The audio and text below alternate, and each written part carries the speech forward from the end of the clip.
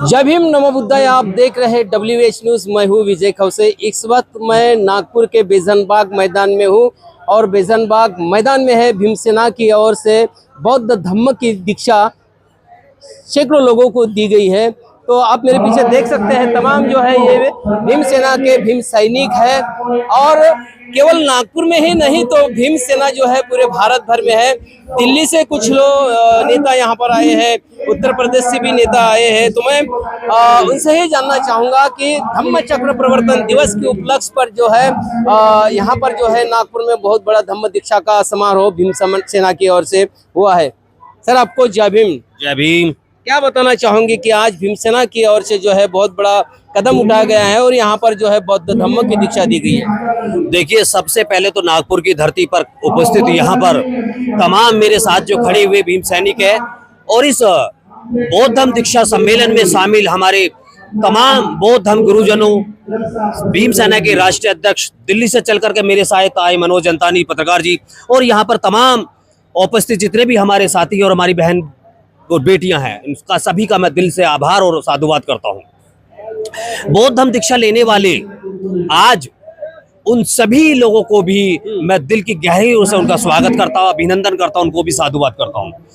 भीमसेना एक संघर्ष का नाम है जो इस देश के अंदर शोषित, उपेक्षित, गरीब, असहाय, कमजोर, निर्धन और बहुजन समाज में जन्मी महिलाएं जिनके ऊपर जुल्म और ज्यादती शुरू से होती आई है, उनके लिए इस देश के अंदर केवल एक संगठन है भीमसेना, जो उनके लिए हमेशा रात और दिन खड़ा है और आगे भी खड़ा रहेगा।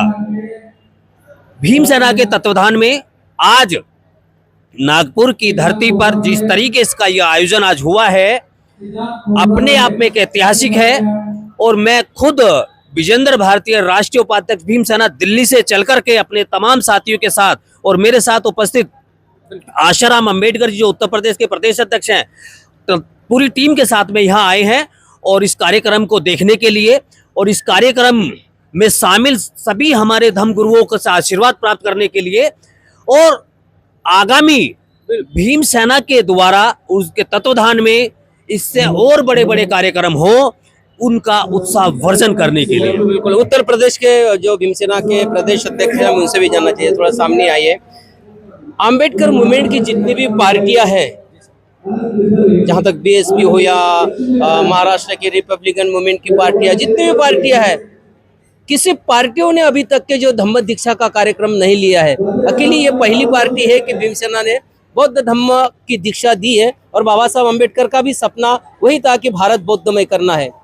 आगे का मिशन कैसा रहेगा उत्तर प्रदेश में, खास करके BSP की, क्योंकि बहुत बड़ा उत्तर प्रदेश में चैलेंज है। बहन मायावती जी है, चंद्रशेखर भाई चंद्रशेखर जी भी है और नया उभरता हुआ एक भीमसेना का संगठन। किस तरीके से वहां पर आप बढ़ाएंगे भीमसेना को?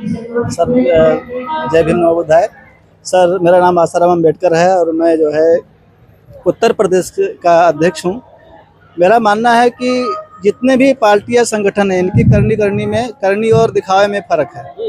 कहते कुछ और हैं और करते कुछ और हैं। हम जो है, मेरा प्रयास है, आज से नहीं 7-8 साल हो गया भीमसेना में काम करते हुए, और बच्चा जानता है कि भीमसेना किस उद्देश्य से जानी जाती है। हमारा जो लक्ष्य है, जो दबे कुचले लोग हैं जिनकी कोई नहीं सुनता, उनकी भीमसेना सुनती है। जो हमसे बन सकता है वो हम करते हैं, और हमें कोई दिक्कत आती है तो हम तुरंत अपने जो है वरिष्ठ से श्री विजेंद्र भारती जी से जो है फोन करके ऐसे सैकड़ों हजारों कामों को हमने समाज में लाकर दिखाया है, जिससे लोग विश्वास करते हैं कि भीमसेना एक ऐसी पार्टी है जो करती है, जो कहती है वो करती है। जी, निश्चित रूप से भीमसेना वाकई में जो है एक पार्टी जो है, नाम तो भीमसेना है और एजेंडा भी उनका है कि प्रबुद्ध भारत का। मेरे साथ में कुछ नागपुर के भी लोग हैं। सिद्धार्थ जी, आप क्या कहेंगे भीमसेना के बारे में, जो अभी जो है राजनीतिक पार्टियों में भीमसेना उतरी है? भीमसेना अभी 10-12 साल से ये काम ही कर रही थी सभी शोषित लोगों के लिए, और यहाँ की जो नागपुर के लोग जो है वो भीमसेना से बहुत ही अच्छी तरह से जुड़े हुए थे। लेकिन कुछ कारणों से थोड़ा उतार चढ़ाव हो गया, और लेकिन अभी पार्टी और नए लड़कों के साथ और नए कार्यकर्ताओं के साथ बहुत ही जोश से काम कर रही है। और यहाँ पे जो अभी धम्म दीक्षा का कार्यक्रम हुआ है बेजनबाग में, ये बहुत ही बड़ी संख्या में लोगों ने यहाँ पे दीक्षा ली है। और बहुत ही अच्छा प्रतिसाद मिला है।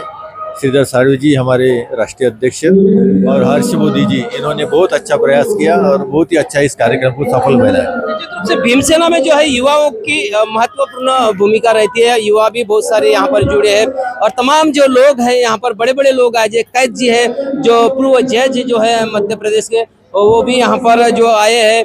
बोडोले साहब भी, आप क्या बताओगे आज के कार्यक्रम के बारे में? सर पहले आनंद सर को बोल दीजिए। बिल्कुल आनंद सर बोलेंगे क्योंकि युवा है। आनंद सर वानखड़े जी है, युवा है। नागपुर में और विदर्भ में, महाराष्ट्र में किस तरह से भीमसेना को आप आगे बढ़ाएंगे? सबसे पहले तो सभी जो मेरे चैनल के WH न्यूज़ चैनल के माध्यम से जितने भी हमारे प्रेक्षक देख रहे हैं उन सभी को नमो बुद्धाय और तड़पदार और कड़क जय भीम। ठीक है। और रही विदर्भ की बात और नागपुर की बात, तो नागपुर और विदर्भ में तो वैसे ही भीमसेना फेमस है। भीमसेना के कार्य फेमस है। भीमसेना अभी कुछ ना कुछ आप देखती रहिए कि भीमसेना कुछ ना कुछ ऐसा करती है कि समाज में परिवर्तन लाने का काम करती है। अब ये जो इतना बड़ा जो कार्यक्रम हुआ है बौद्ध धम्म दीक्षा का कार्यक्रम, ये ऐसे कार्यक्रम होने के लिए दशक बीत जाते हैं, है ना। तो इसके पहले 1956 में डॉक्टर बाबा साहब जी ने जो धम्म दीक्षा का कार्यक्रम किया था दीक्षा भूमि में, तब 10 लाख लोगों ने धम्म दीक्षा ली थी। उसके बाद भी कुछ छोटे मोटे पॉलिटिकल लोगों ने धम्म दीक्षा का कार्यक्रम किए, पर वही दायरे को निभाते हुए भीमसेना आज वही नक्शे कदम पे चल रही है। और धम्म दीक्षा का कार्यक्रम जो आज किया गया है, इस कदर लोग आए हैं धम्म दीक्षा के कार्यक्रम में कि मतलब ये मैसेज पूरे दुनिया तक पहुंच गया है कि भीमसेना ने धम्म दीक्षा का कार्यक्रम किया है। और रही विदर्भ की बात, तो विदर्भ में हमारे जो जितनी भी कार्यकारिणी टीम के लोग हैं और जितने भी हमारी पदाधिकारी है भीमसेना के, वो बहुत अच्छा कार्य कर रहे हैं। भीमसेना का नाम आगे बढ़ा रहे हैं और भीमसेना के नाम के साथ साथ हमारे समाज के अंदर जो भी कुछ तकलीफें हैं वो तकलीफों को सुना जा रहा है, तकलीफों को देखा जा रहा है। और अभी हमारे साथ बंती जी है, मार्गदर्शन करते हुए थे। बंती जी से भी हम बात करें, बंती जी से भी हम थोड़ा बात करेंगे। 2 मिनट हमको दीजिए बंती जी, क्योंकि ये जो धम्म दीक्षा का समारंभ का जो कार्यक्रम का आयोजन जो किया है बंती जी ने किया है। बंते हर्ष मोदी जी महास्तवीर जो है, जो भीमसेना के राष्ट्रीय प्रवक्ता है, बहुत अच्छा कार्यक्रम बंती जी आपने यहाँ पर आयोजित किया। बड़े बड़े लोगों की उपस्थिति भी रही। क्या कहेंगे, आगे का भी मिशन क्या रहेगा भीमसेना का? देखिए, भीमसेना का एकमात्र उद्देश्य है कि प्रबुद्ध भारत निर्माण करना। उसके अलावा हमको कोई दिखाई नहीं देता। और प्रबुद्ध भारत निर्माण करने के लिए हमको बौद्ध भिक्षु की जरूरत पड़ेगी, बौद्ध लोगों की जरूरत पड़ेगी। तो पहला हमारा यही कदम है कि जगह जगह धर्मांतर के आयोजन करके लोगों को बौद्ध बनाना। और जब संख्या बढ़ेगी तो हमारी भागीदारी बढ़ेगी। और जो लोग धर्मांतर कर रहे हैं उनको कानूनन कायदे में लाने का मैं प्रयास कर रहा हूँ। आज कितने लोगों ने यहाँ पर धर्मांतर किया? अभी गिनती नहीं है, लेकिन जितने भी लोग थे उन्होंने धर्मांतर लिया। और मैं माननीय उद्घाटक केट साहब से भी बातचीत हुई, तो बहुत बड़ा हम लोगों ने निर्णय लिया कि बैठ के कुछ ना कुछ भारतीय जो बौद्ध है, जो अभी भी मार है, जो नव बौद्ध है, उनको बौद्ध कैसे बनाया जाए। और हमारी आज भी हिंदू के अंदर कर जो आइडेंटिटी है वो हिंदू से पृथक कैसी हो जाए, इसके लिए हम लोग कानून के दायरे में हम लड़ाई लड़ेंगे।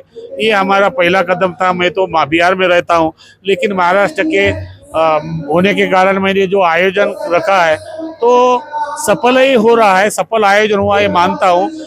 भला ही लोग क्या देखते हैं मुझे ये नहीं मालूम, लेकिन हमारी ये प्रबुद्ध भारत निर्माण करने की क्रांति अभी शुरुआत हुई है। इस क्रांति को, इस जोत को हम लोग कभी भी बुझने नहीं देंगे। और पूरे भारत में प्रबुद्ध बौद्ध बनाकर प्रबुद्ध भारत निर्माण करके बाबा साहब का सपना साकार करने के लिए हम प्रतिज्ञाबद्ध रहेंगे। निश्चित रूप से प्रबुद्ध भारत बनाने की जो क्रांति है, जो यहाँ से नागपुर से भीमसेना ने शुरू की है, मैं बताना चाहूँगा कि जितने भी अम्बेडकर मूवमेंट की जो पार्टियां हैं, वो पार्टियों ने किसी ने बौद्ध धम्म की दीक्षा का जो 16 किया नहीं, लेकिन भीमसेना ने जो है नागपुर से शुरुआत की है और आगे भी ये काफिला चालू रहेगा। और भीमसेना का एजेंडा एक प्रबुद्ध भारत हमें बनाना है। देखते रहिए WH न्यूज़, लाइक करें, सब्सक्राइब करें। जय भीम, नमो बुद्धाय।